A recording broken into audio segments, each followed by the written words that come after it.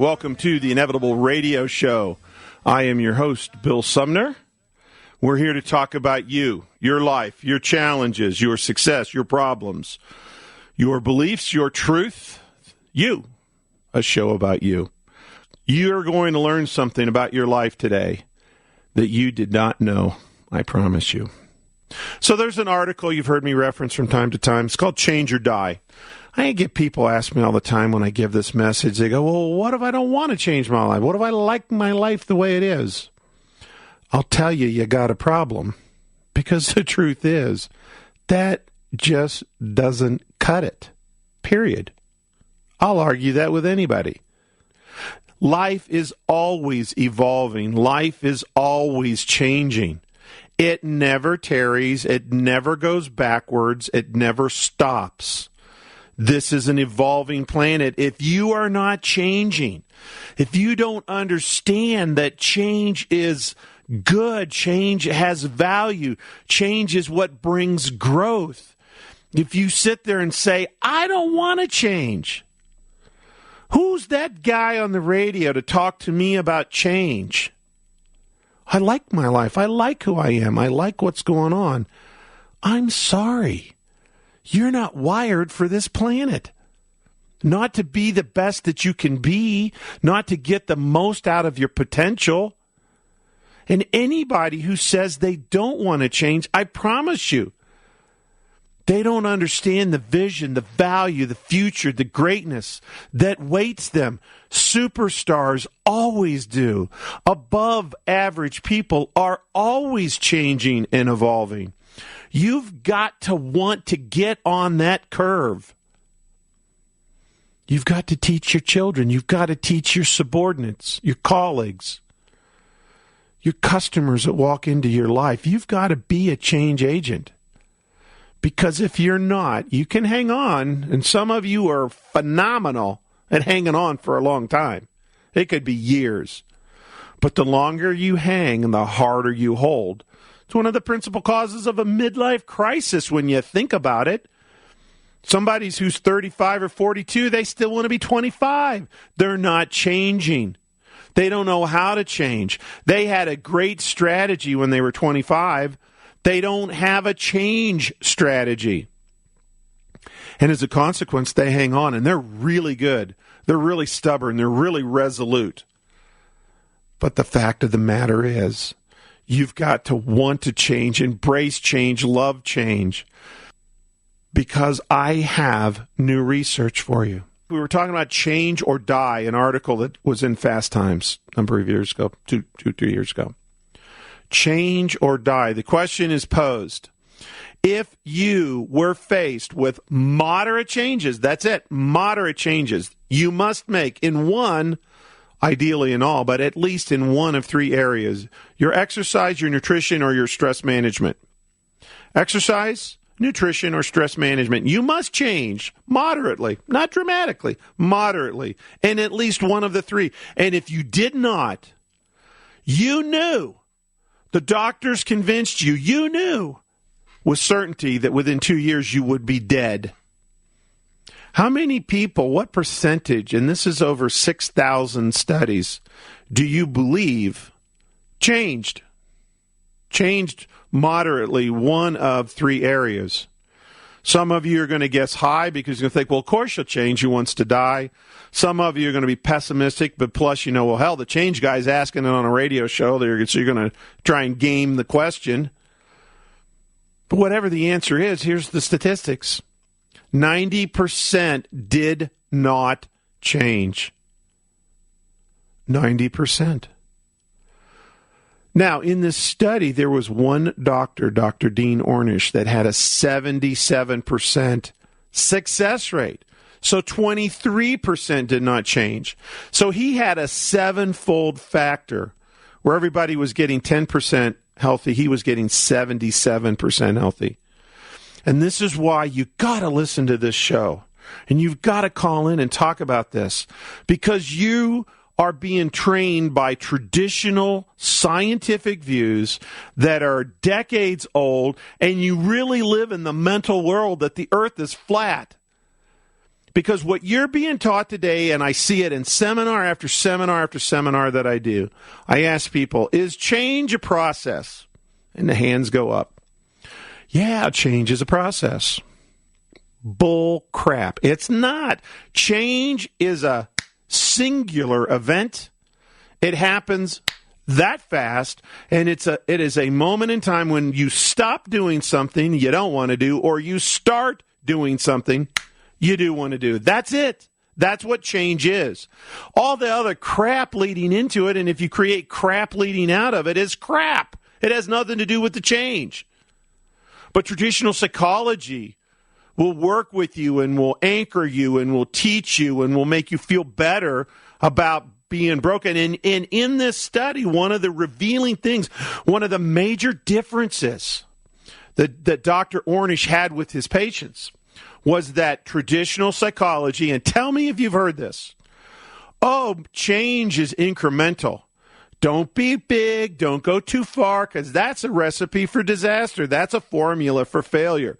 Manage your change process. Take incremental steps. Take baby steps.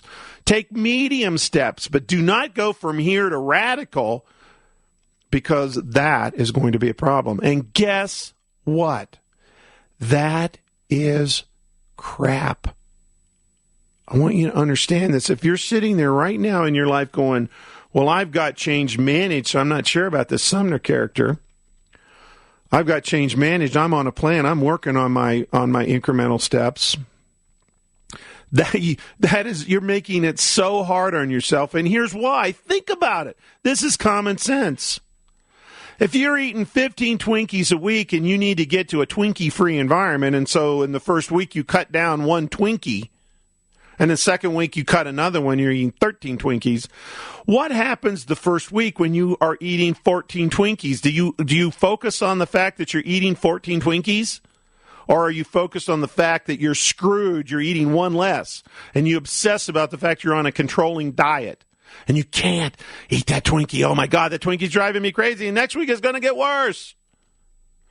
And compared to the fact that your results that you get from eating one Twinkie less is what? You lose 1/10 of a pound?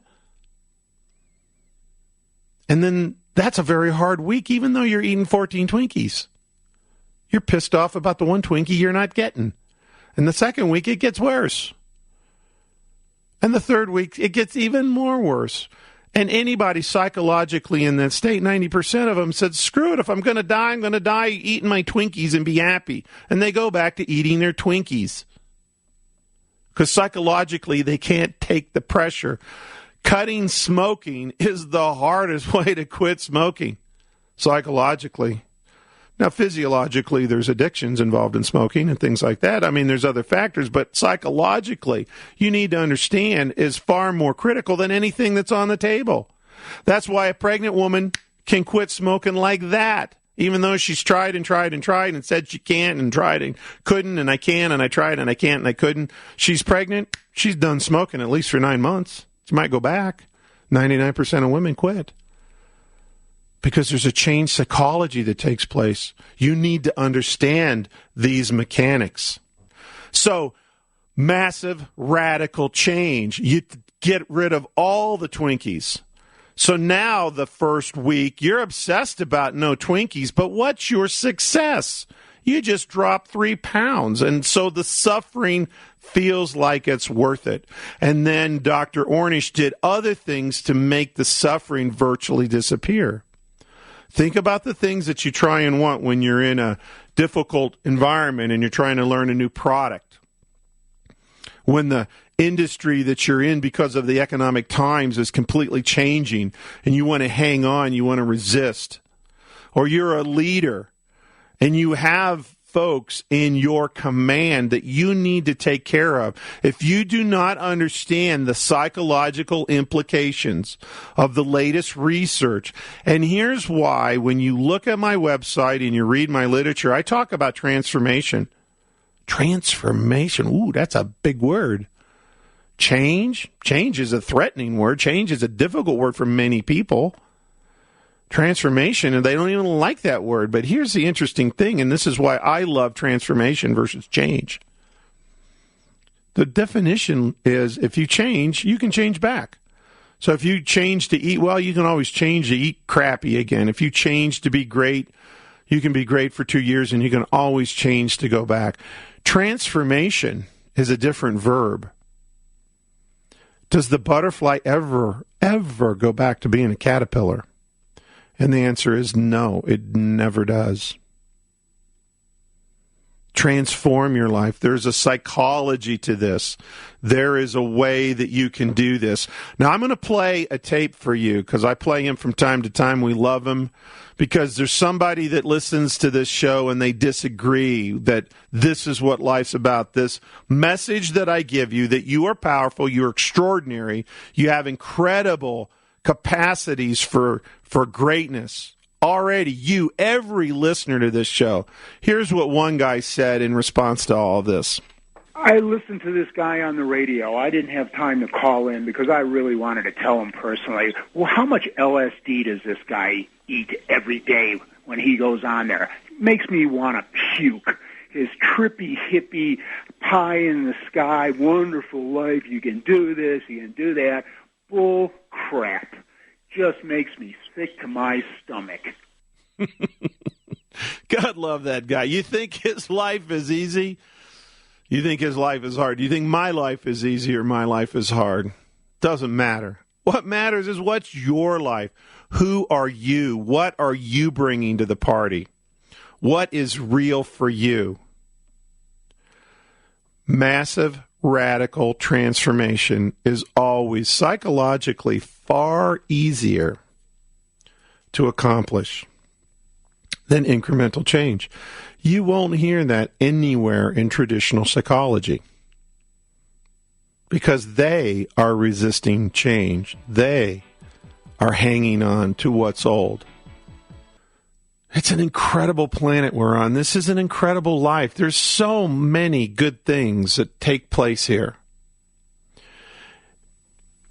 If you take anything away from this show, take this. You are an extraordinary, magical, powerful being. You have incredible potential, capacity for incredible outcomes for yourself. If you're living that life, yay, I'm excited for you. If you're anything underneath that life, if it's hard, if you're above average and it's hard, if you're below average, know this, it's not who you are that makes life hard, it's how you're doing life that makes it hard. When you change how you do life, your life will change. When you do life easy, it becomes easy. Think about it. The Inevitable Radio Show for the Inevitable You. I've been your host, William Sumner. Have an awesome day. Thank you for listening to the Inevitable Podcast. Please visit our website for more information on this extraordinary coaching system at www.theinevitableyou.com. Then, sign up for your 2-week free trial of our membership to gain access to hundreds of hours of amazing content and tools just like this.